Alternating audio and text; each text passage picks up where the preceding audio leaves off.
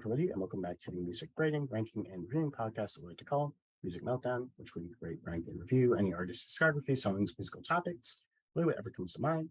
This episode, back at the fourth part now, yep, fourth, of the Album of the Year series, tackling 1966, a year I have gone on record saying in the past is my second least favorite in all of music.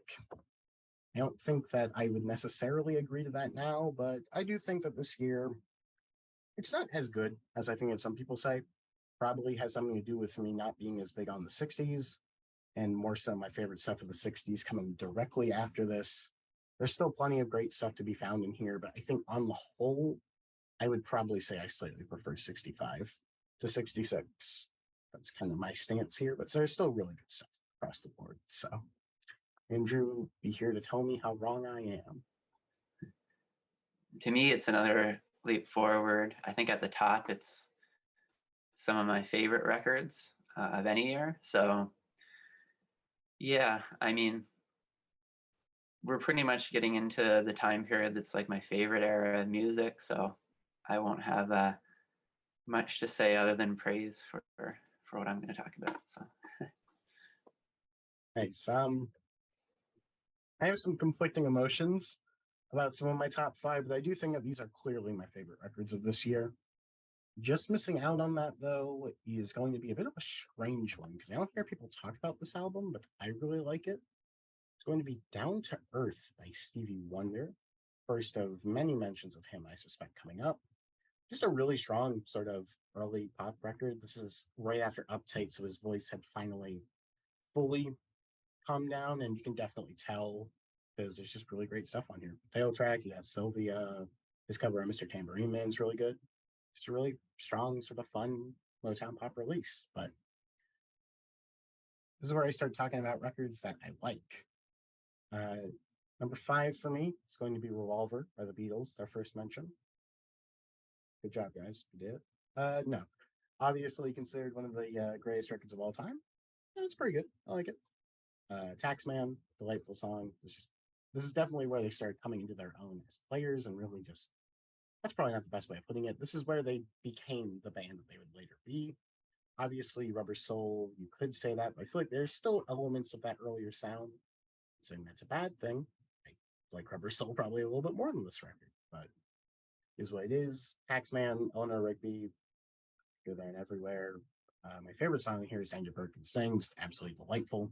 So much great stuff on there. This has to be number five. Number four, a record that I've gone on record saying was my favorite of this year. I don't quite agree to that now.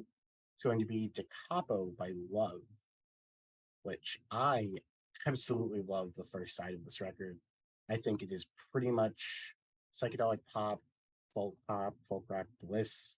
Stephanie Knows Who, Orange Skies, The Castle, She Comes in Colors. I think all of those songs are just absolutely sensational. Arthur Lee is a really great singer. This is where I have to defend Revelation, which is the deal breaker for most people. I feel like you could maybe make a claim it's kind of the first kind of prog epic in some ways, although for the most part, it's just kind of psychedelic noodling. It's 19 minutes, but I think that they're interesting players. I think that it keeps me engaged for like 3 minutes or so, and that's good enough, I guess. No, I do genuinely like it. I think that it's a cool way to close it, and I think that it's definitely influential on bands that would later do similar things. Next up, my top three, all 4.5 stars. Number three, though, is going to be Pet Sounds by the Beach Boys. I mean, it's Pet Sounds. It's a great album. Pretty much the invention of modern day Baroque pop and just sort of that wall sound. It's really incredible stuff. I love Don't Talk, Put Your Head on My Shoulder. God Only Knows is beautiful. I Know There's an Answer has an incredible arrangement. Here Today is lovely. I love the almost sort of melancholic nature of Wouldn't It Be Nice to Me, which is something I've always gotten from that song. The only thing that I don't really love here are the instrumentals, but I do think that they help to break up the record nicely. It's a really great pop rock record.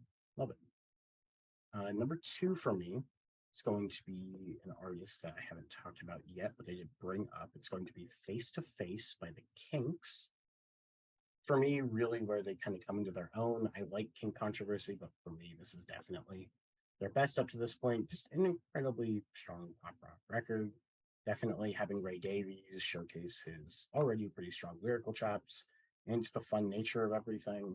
That I feel like they were one of the bands that just were having a ton of fun earlier on. They weren't trying to be this big statement or anything. They're just having a good time making their fun sort of rock music. You got stuff like Sunny Afternoon, Party Line, Dandy, Too Much on My Mind. So many great songs on here. But my winner, pretty easily, if I'm being perfectly honest, is going to be Aftermath by the Rolling Stones. First appearance of the Rolling Stones for either of us, and to me, this is their second best record. Much prefer 60 Stones to 70 Stones, which hold on to that thought because that's not going to be something I'll say very often. There's just so many amazing songs on here. Paint It Black, Lady Jane, Under My Thumb, Flight 505 is a ton of fun. I like I Am Waiting a good bit. Kind of like Love's Da Capo, it does have that really lame, kind of off kilter closer being Going Home, which yeah, I wish that kind of was at the very least condensed down, but I think it works really well as a closer. To clarify, I'm talking about the American version of the release. I know some people like the UK version more. I'm sorry you feel that way. But yeah, I just think that this is an incredibly strong sort of rock record where I would say out of their heads is where the Stones sort of find themselves more as an album project. But this is where they kind of perfect themselves as a band at this point. Winner for 1966 going to be Aftermath by the Rolling Stones. Very nice. Nice to hear somebody speak about Da Capo.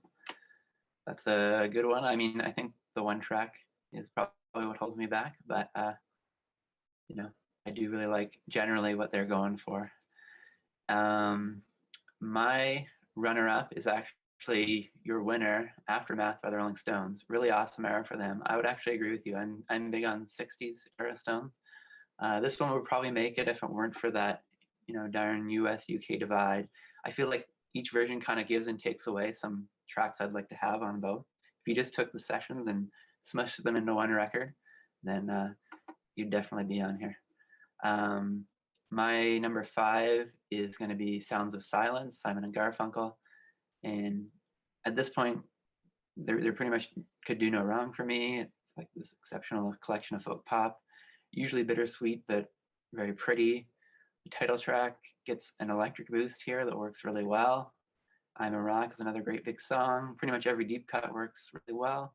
And at 28 minutes, it just knows that the key to my heart is like beautiful sounding music that leaves me wanting more than the other way around. So, and at number 4, we're going right back to Simon and Garfunkel with their other record of the year, Parsley, Sage, Rosemary, and Thyme. To me, this one's even just that little bit better. You get a little bit more of this Baroque chamber folk element here. Scarborough Fair Canticle is incredible. It's littered with not just good songs, but great songs. They have a knack for making little pieces feel so vivid, like on Patterns or Poem on the Underground Wall. So great year for them, 2 records showing in a competitive year for me. But my top 3 is probably the conventional top 3. Number 3 goes to Blonde on Blonde by Bob Dylan. He follows up on his momentum here by going here, have this double album and not missing a beat. Probably my favorite batch of his songs even yet. You get his storytelling, the great playing, and maybe what to me is his most under-acknowledged quality, an acute pop sensibility underneath it all. This stuff catches the ears sonically, maybe no better than on this one. Number 2 will be Revolver by the Beatles. So no 3 in a row win here, but it's a testament to the strength of the top 2 that it isn't the winner and that some of the other ones before aren't even higher. The magic of this one is not only in masterful songs, but such fun variety throughout. So many of the songs are worlds apart from how they sound, and it kind of creates this identity as like a grab bag of cool stuff. It's where the experimentation becomes more overt, but in tasteful ways without sacrificing, accessibility. When I'm debating on whether to select Tomorrow Never Knows or Eleanor Rigby or For No One or Here, There, and Everywhere as a favorite, it's great, would win almost every other year for me. But my number 1 will go to Pet Sounds, Beach Boys.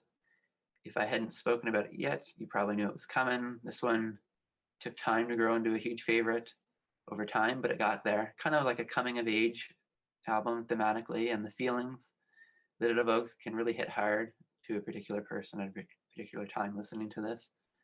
You get immaculate production, some of the greatest harmonies around, and all set to this almost deceptively complex, groundbreaking songwriting. It's a rare album where I wouldn't really change anything about it, so it has to be my number one for 66. Yeah, it's a pretty good album. I quite enjoy it. But no, yeah, this is definitely where the Beach Boys kind of grow into their own. So Brian takes over the band, is basically what happens, and it's great. Love it. It's in my top 5. Admittedly, I've still not heard Blonde on Blonde. I really need to get around to that. That's probably the big outlier of this year that I've yet to hear. And perhaps I listen to that and it blows my goddamn mind. And it makes 66 like my favorite album of all time. Well, we'll see. That being said, that was 66. Any closing remarks? I think that you're a little bit higher on this year than myself. Yeah, I would say so, especially with that top 3. I think I could go toe to toe with almost any of my top 3s for years. So, yeah, good stuff. For sure. Really strong year.